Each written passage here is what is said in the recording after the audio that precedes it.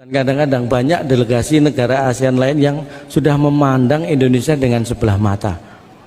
For example,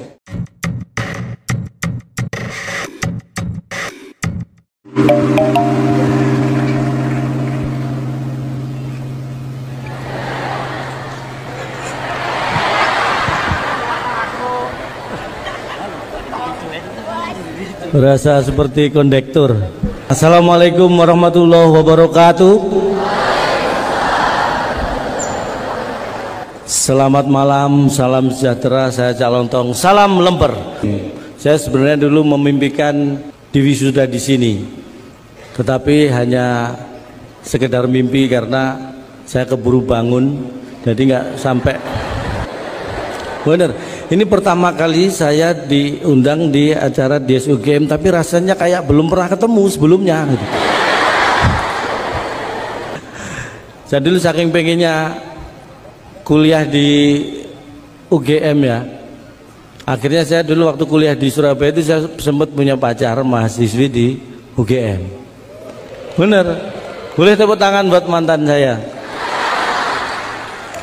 Dia di peternakan dulu, peternakan, tapi saya ada yang dari peternakan, ada, tapi saya nggak sampai 2 semester, akhirnya kita putus karena saya sering mendapat masukan dari teman-teman, jangan pacaran sama anak peternakan, memang anaknya pendiam, diem tahu-tahu bertelur katanya.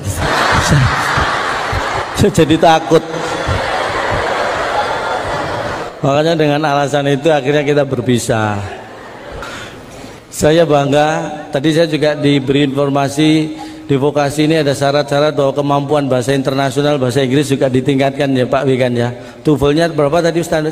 550 Pak ya, pencapaian TOEFL. Saya dulu, nanti Anda minder kalau saya sampaikan ya, karena saya bukan nggak bisa bahasa Inggris, saya cuma ingin menunjukkan betapa cintanya saya pada Indonesia. Jadi kalau saya kemana-mana termasuk ke luar negeri, saya nggak bahasa Inggris. Saya ingin tunjukkan pada dunia bahwa Cak Lontong nggak bisa bahasa Inggris. Bukan berarti saya nggak mau belajar. Saya itu orang yang tidak pernah lelah belajar. Cuma saya hitung-hitung saya sudah 3 kali merasa tertipu gara-gara pengen belajar bahasa Inggris. Pertama, secara waktu saya susah untuk ikut kursus, makanya saya otodidak, saya beli buku. Saya ke toko buku termahal untuk pinter bahasa Inggris saya beli. Ini Cak, rahasia menguasai bahasa Inggris. Saya beli, saya buka sampai rumah, kosong, nggak ada isinya. Saya protes, ini katanya rahasia menguasai bahasa Inggris, kok nggak ada isinya? Loh, namanya juga rahasia Cak. Nah, kalau ditulis nanti rahasianya bocor gitu. Sekali tertipu tidak menyurutkan semangat saya belajar. Saya minta lagi yang lebih mahal. Ini ada Cak lebih mahal, nggak apa-apa. Belajar bahasa Inggris kilat, saya beli. Saya sudah curiga, saya intip, oh ada tulisannya. Saya bawa ke rumah, bener ada tulisannya. Mulai halaman pertama sampai terakhir, tulisannya apa? Flash. Loh, jadi bahasa Inggrisnya kilat itu flash. Saya hanya tahu bahasa Inggris kilat, kata yang lain nggak tahu saya bahasa Inggrisnya. 2 kali tertipu, tetap semangat. Balik lagi saya. Sekarang gini deh, yang paling mahal buku biar pinter bahasa Inggris mana di sini? Kalau ini mahal ya, nggak masalah, saya beli. 30 menit lancar berbahasa Inggris. Saya beli dan ini yang akhirnya terbukti. Karena sampai di rumah dalam waktu 30 menit saya lancar bahasa Inggris. Menit ke 31 nggak bisa lagi. Lancarnya tuh Pak cuma 30 menit. Tahu gitu kan saya irit-irit ngomongnya ya kan? Ketawanya menghina Bapak. Kalau ketawa bareng itu saya bangga gitu. Tapi kalau ketawa telat gitu malah terhina saya. Ini pengalaman saya ya. Awal-awal dulu saya tampil di depan banyak orang seperti ini. Yang saya takutkan itu hanya satu. Saya takut kalau nggak ada orang yang tertawa. Itu awal-awal. Saya takut kalau nggak ada orang yang tertawa. Tapi ternyata dengan berjalannya waktu dan pengalaman, lebih menakutkan ada suara tertawa tapi nggak ada orangnya. Saya kembali ke pengalaman saya. Saya sampai mana tadi cerita? Ini nggak ada yang bisa mengingatkan. Kan padahal kita hidup ini untuk saling mengingatkan. Terus hidup Anda gunakan untuk apa kalau mengingatkan? Saya ingin sampaikan, siapa enggak? Mungkin 3 atau 4 bulan yang lalu, saya dikirim mewakili Indonesia, ada diskusi negara ASEAN di Kuala Lumpur. Saya dikirim, saya nggak tahu siapa yang ngirim, tiba-tiba saya di sana. Jadi di diskusi negara ASEAN ini yang perlu kita pikirkan bersama, bahwa kadang-kadang, bukan kadang-kadang, banyak delegasi negara ASEAN lain yang sudah memandang Indonesia dengan sebelah mata. For example, ada 4 contoh. For example,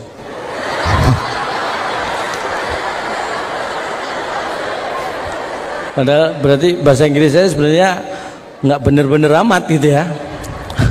Sebagai contoh, ketika diskusi tiba-tiba ada wakil dari delegasi Malaysia, bukan waktu itu, dari Vietnam. Delegasi Vietnam mempermasalahkan prestasi sepak bola Indonesia. Kita harus tepuk tangan ya, ini di SEA Games Indonesia masuk final sepak bolanya, tepuk tangan buat Garuda Indonesia. Kita harus bangga itu, karena ini kejadian 4 bulan yang lalu. Vietnam itu mempertanyakan prestasi sepak bola Indonesia. Saya sebagai orang Indonesia merasa tersinggung. Di diskusi yang tadinya saya tertidur, tiba-tiba saya bangun, dan orang Indonesia itu gitu, kalau diskusi terlalu enak itu ketiduran. Saya emosi. Vietnam itu merdekanya aja duluan kita daripada Vietnam. Dia mempertanyakan prestasi sepak bola kita. Saya katakan, di seluruh dunia, bukan hanya di ASEAN, seluruh dunia tidak boleh ada yang sombong soal sepak bola dengan Indonesia. Sebutkan negara mana?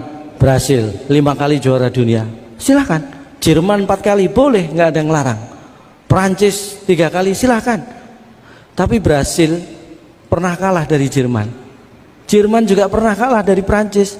Prancis sering kalah dari Brasil. 3 juara dunia hebat pernah saling mengalahkan. Tapi dari 3 juara dunia belum satu pun bisa mengalahkan timnas Indonesia. Berarti yang paling hebat siapa? Timnas Indonesia. Kita pertahankan, jangan pernah mau bertanding dengan mereka. Karena itulah satu-satunya cara supaya kita tidak terkalahkan. Ini adalah cara-cara optimis dengan metode minimalis. Ya. Loh iya kan? Di Indonesia, ingat beberapa tahun yang lalu sepak bola dibekukan oleh pemerintah, ya kan? Di Indonesia. Berarti kita punya teknologi luar biasa, punya kulkas segede lapangan bola. Negara lain nggak ada yang bisa membekukan sepak bola, Indonesia bisa. Wow, Indonesia gitu loh. Saya jawab seperti itu, orang Vietnam diem, nggak bisa bantah. Karena saya ngomongnya bahasa Indonesia, dia kan nggak tahu mau ngomong apa dia. Yang penting dia nggak males, saya sudah bangga, ya kan. Baru duduk belum 5 menit, delegasi Malaysia ikut-ikutan. Oke, Anda boleh bangga dengan sepak bola, tapi ingat, sumber daya manusia Indonesia kualitasnya katanya menurun menurut mereka. Karena apa? Secara data mereka menyebutkan tahun 60, tahun 70 sampai awal 80, Malaysia itu masih import mendatangkan tenaga pengajar, tenaga guru dari Indonesia. Tapi tahun 90-an, tahun 2000-an yang didatangkan asisten rumah tangga. Mereka mengatakan, berkesimpulan bahwa SDM kualitasnya di Indonesia ini menurun. Saya emosi lagi. Data tidak bisa dibantah, memang betul. Dulu yang mereka import guru, sekarang mungkin banyak asisten rumah tangga. Tetapi bukan kesimpulannya kualitas SDM orang Indonesia yang turun, tetapi apa? Selera orang Malaysia yang turun. Dulu sukanya guru, sekarang sukanya pembantu. SDM kita tetap hebat, selera mereka yang turun. Kok yang disalahkan SDM kita? Mikir. Makanya banggalah menjadi warga Indonesia, banggalah menjadi orang, menjadi bagian dari negara Republik Indonesia yang luar biasa ini. Mas Tato teman saya ini namanya, orangnya sederhana, tapi nanti awal tahun akan dikirim mewakili Indonesia ke Spanyol, ke Madrid, Yeah. Spanyol. Kita doakan menang karena mau diadu dengan Banteng di sana. Wah, Cak Lontong bikin malu, nyanyi. Oh, nyanyi. Makanya saya hadir di UGM ini karena beliau Pak Rektor. Iya. Saya juga lulus kuliah walaupun saya nggak kuliah di sini. Ya. Kamu nggak kuliah di sini? Saya nggak kuliah di sini. Saya kuliah di Universitas Pancasila. Ambil apa dulu? Saya ngambil sila ketiga. Ya. Persatuan ya. Ya. Spesifik kamu ya. Luar biasa. Iya, Cak. Begitu saya sebelum lulus kuliah sudah diajak menikah sama sarjana lulusan UGM. Weh, ya, kamu nggak bisa kuliah setidak-tidaknya ya, punya pasangan lulusan UGM lewat. Saya nggak mau. Kenapa? Loh, dia lulusnya tahun 70, Cak. Udah tua banget, Cak. Lulusnya kamu sebutin dulu harusnya tahunnya. Iya, bagian belajar itu memang bener, semangat belajar harus di. Wah, belajar itu kan agama mengajarkan belajar itu dari mulai lahir sampai akhir hayat. Betul. Terus belajar. Mulai lahir sampai liang lahat, iya, sampai akhir hayat, benar. Kakek saya itu umurnya 95. Masih belajar, Cak. 95 tahun. Oh, belajar terus. Luar biasa loh, iya. hebat. Belajar apa waktu itu? Sekarang belajar jalan di rumah itu. Kalau itu habis terkena stroke toh, itu bukan. Itu kan belajar juga. Ya itu memang mau nggak mau harus berjalan. Memang apa? Pencetak sarjana-sarjana apalagi ini sekolah vokasi ini ya, wah bakal tenaga-tenaga ahli semakin banyak. Ya betul. Saya kepingin seperti ini. Anak saya susah diarahin, coba. Maksudnya? Anak saya yang SMP kelas 1. Padahal sudah saya sekolahkan di SMP luar negeri. Wih, mana? Ke Singapura gitu? Mana? Bukan, di negeri gak diterima, dia saya sekolahkan di luar negeri. Jadi di itu luar namanya negeri, sekolah swasta, bukan luar negeri. Kalau luar negeri itu abroad. Di luar negeri. Bukan. Negeri gak diterima kan harus di luar negeri. Nah itu namanya swasta. Oh, iya. Buandel, Cak, minta ampun. Ya memang harus dididik. Wah, ini tato sebelah kanan ditato. SMP sudah ditato. Ya ditato Allah. Kepala naga. Kamu ini bahasa SMP pakai tangan ditato kepala naga, hapus. Nah itu disiplin. Besoknya tangan kiri ditato kepala singa. Wah, nggak kapok. Ya ampun, kepala naga nggak boleh, kepala singa sekarang, hapus. Hapus. Minggu depan dadanya ditato kepala sekolah. Saking bandelnya nggak tahu bergaul dengan siapa. Pulang sholat Jumat bawa sendal orang, coba. Masya Allah. Apa kan nggak bikin malu, Papa? Sini kamu. Kamu lo sholat ibadah yang bener. Jangan bawa sendal orang. Itu kamu kan tahu Papa butuh sepatu. Kamu itu bukan memarahi. Apa? Itu kamu target namanya. Kalau bisa pesen yang ukuran 46 ya. Aku malah order ya Cak Lontong itu. Memang mendidik itu hal yang tidak mudah. Bener, kamu mendidik iya. anak aja, apalagi di sekolah vokasi UGM ini, tugas dekan, tugas rektor mendidik mahasiswa segini banyaknya itu, makanya kita tepuk tangan buat beliau-beliau. Iya. Tapi sekarang setelah saya didik, wah hebat. Sekarang lagi kuliah di pertanian. Ambil pertanian. Sudah bisa mengawin silangkan tanaman. Eksperimen. Eksperimen ya. Apa aja? Ini tebu, kelapa sama singkong ini dikawinkan. Jadi apa? Kolak. Ini kok enggak. Coba kamu cek. Itu kayaknya bukan kuliah di pertanian, tapi di tata boga. Kalau itu ke anak saya yang masih SMA aja sudah hebat juga. Buah-buahan. Oh, buah-buahan. Jeruk sama pisang dikawinkan. Dikawin silang. Jadi apa? Nggak jadi, orang tuanya nggak setuju. Gitu. Suruh kawin lari ya kalau bisa aja.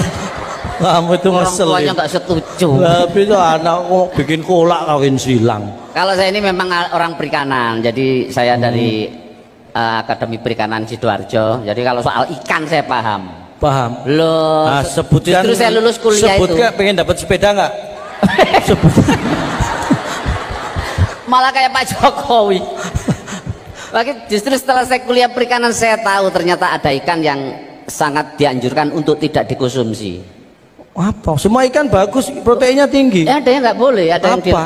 Ikan nila. Kok bisa? Gara-gara nila setitik rusak susu sebelahnya. Sebelahnya.